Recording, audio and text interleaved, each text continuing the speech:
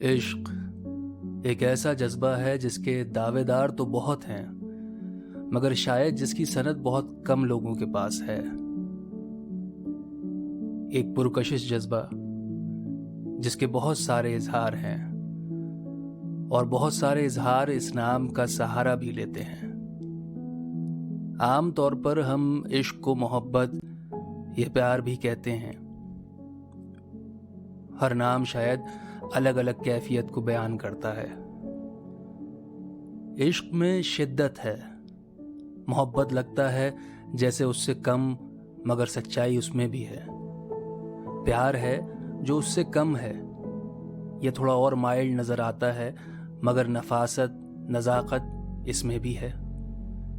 कई बार हम देखते हैं कि ये सारे लफ्ज़ एक दूसरे की जगह या एक ही मफहूम में आम तौर पर इस्तेमाल करे जाते हैं।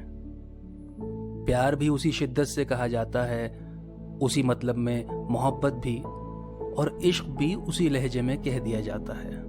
इस काज़्म या डिफरेंस को अगर थोड़े वक्त के लिए दरकिनार रख भी दिया जाए तो एक दूसरी मुश्किल जो सामने आन खड़ी होती है वो ये कि हम में से ज़्यादातर लोग जो इश्क करते हैं या उसमें मुब्तला हैं, उन्हें ये गलत फहमी लगी है कि वो इश्क ही कर रहे हैं।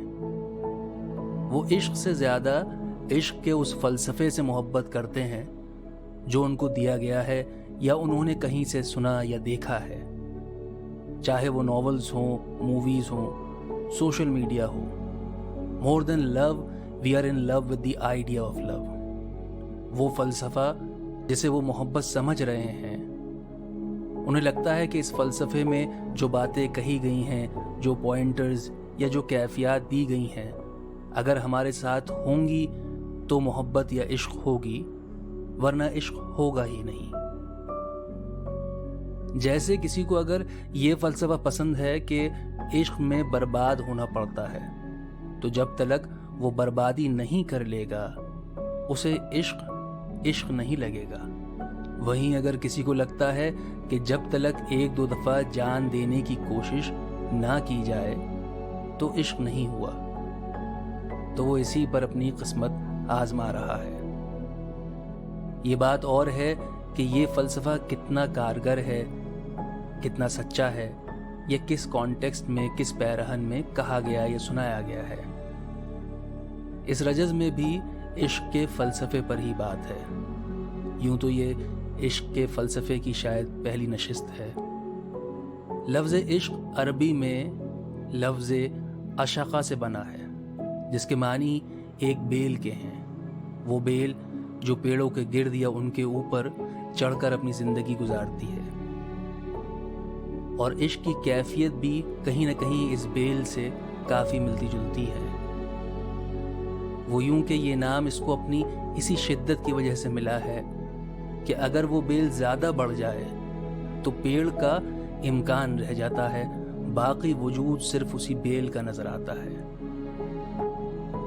इश्क का मामला भी ये है कि अगर हकीकतन किसी को इश्क हो जाए तो वो उसके वजूद पर इस कदर हावी होता है कि उसे अपने वजूद का महज इम्कान रह जाता है। मगर क्या इश्क के लिए बर्बादी, संगसारी, रुसवाई, खस्ता हाल होना, जान के लिए आज़ाब बनना ज़रूरी है? कोई इस राय से, इस फ़लसफ़े से इत्तेफाक रखे या ना रखे, लेकिन हकीकत ये है कि ऐसा हरगिज़ नहीं है। बात सिर्फ इतनी सी है कि इश्क वो शानदार, बाकमाल, पाक रिश्ता है जिसके तकाज़े या जिसके क्राइटेरिया बहुत साफ़ और शफ़ाफ़ हैं। शायद इतने कि बड़े से बड़े गुनाहगार शख्स अगर हकीकत में इश्क के वज़ू का पानी पी लें तो उसकी तलाफ़ी, उसकी तौबा, उसके विंडिकेशन के लिए काफ़ी हो जाता है। होता यूं है कि अगर आप ईमानदारी से किसी से इश्क करते हैं तो आप दरअसल उस जैसा बनना चाहते हैं। अगर ये मुमकिन नहीं तो कम से कम उसके वजूद का हिस्सा बनना चाहते हैं। आप अपना सब कुछ देकर उसे किसी तरह से खुश और राज़ी करना चाहते हैं। अब उस सब कुछ में क्या आता है, ये दिलचस्प बात है जिस पर थोड़ी देर में लौटते हैं। اور اگر یہ ممکن نہ بھی ہو تب بھی آپ کوشش کرتے ہیں کہ آپ کسی طرح اس کا عکس یا اس کی پرچھائی ہی بن جائیں. کم سے کم آپ کو دیکھ کر لوگ اس کو یاد کریں. اور کیا ہی کمال ہو جائے کہ لوگ آپ کو اس کے نام سے پکارنے لگیں. اب سب کچھ میں کتنا کچھ آتا ہے. یا اگر کسی کو لگے کہ یہ بات تو پھر وہی بات ہوئی، اس فلسفے میں اور ان فلسفوں میں کیا فرق رہ گیا، تو اس کے دو جواب ہیں. پہلا، آپ کو یہ خبر ہو کہ وہ جس سے آپ کو لگتا ہے کہ عشق ہو گیا ہے، کیا وہ اس عشق کا حقدار ہے. انفیچویشنز کو، محض ربط کو یا انس کو، بہت ہلکی سی قربت کو عشق کا نام دینا زیادتی ہوگی. اسی لیے ہم نے پہلے ہی یہ بات کہی کہ لفظوں کے مفہوم اور معنی بے حد ضروری ہیں کہ ان کا استعمال صحیح جگہ پر ہو، تاکہ آپ خود بھی واقف رہیں کہ میں اس ایموشنز کو ان کے پیرہن میں دیکھ رہا ہوں، اسی طرح سے سمجھ رہا ہوں یا نہیں. آپ نے اپنی صلاحیت یا اس وجود کو یہاں تلک لانے میں جو محنت یا مشقت کی ہے، یا اگر نہیں بھی کری تو آپ اپنے آپ تو یہاں تلک نہیں آ گئے.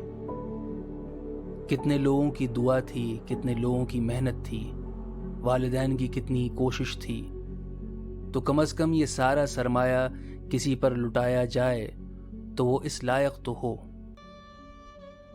ہر کسی کو محبوب مت بنا بیٹھنا، ہر کسی سے دل مت لگا بیٹھنا.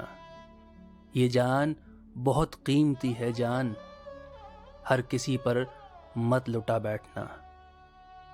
جان تو بہت آگے کا مرحلہ ہے.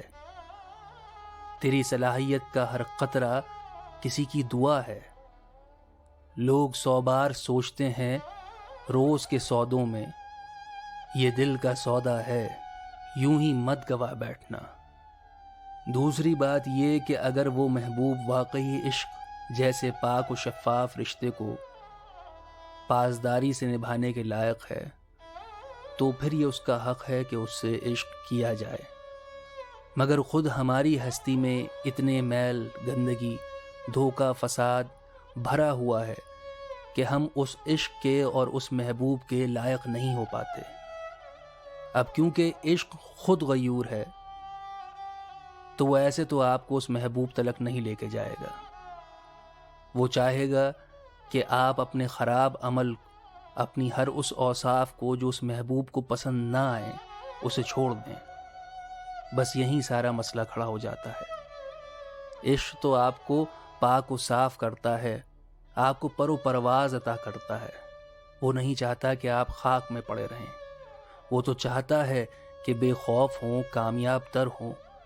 مگر خود آپ کے لیے ان اوصاف کو بدلنا مشکل ہو جاتا ہے. اب جب عشق یہ دیکھ لیتا ہے کہ آپ خود پر محنت نہیں کر سکتے، تو وہ آپ کو ان مقام و کیفیات سے گزارتا ہے کہ جس کے بعد آپ نہیں رہتے. اپنا غرور، اپنی پرانی ہستی کو بالکل نیست و نابود، ریزہ ریزہ کر دیتے ہیں. پھر اپنے آپ کو سمیٹتے ہیں، تراشتے ہیں، سنوارتے ہیں، سجاتے ہیں.